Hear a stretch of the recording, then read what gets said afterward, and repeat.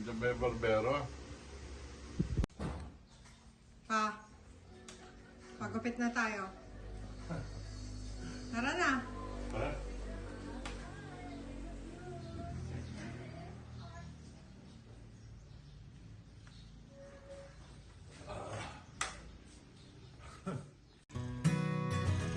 Update lang po tayo sa buhay ni Idol, no?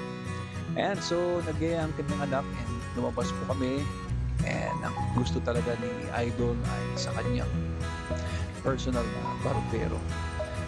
Ayaw niya sa salon. Ayan, yung gusto niya. Eh, syempre nga naman, pag sa barbero ka, may kwento yan. Sabi nga nung salita, kwentong barbero. Pero si Kuya Barber, dahil merong camera, ayaw niyang magkwento. Ngayon, si Idol, talagang siya ang kanyang pinipili. So, shout out kay Kuya Barber, tapat po ng KFC dito po sa Solano, Nueva Vizcaya. Hindi lang magaling magupit, kaya gustong gusto ni Idol dyan, masarap din nagmamasahe, tsaka kilatis kung tumira. So, ayan, update po.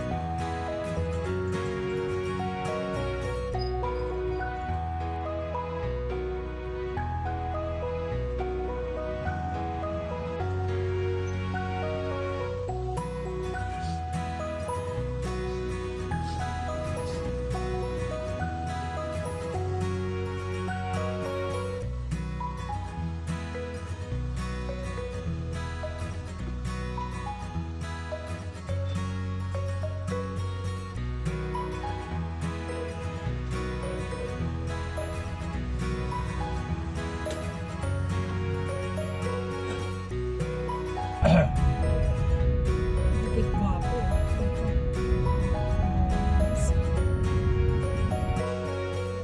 Gutom ka na ba, pa? Kain tayo.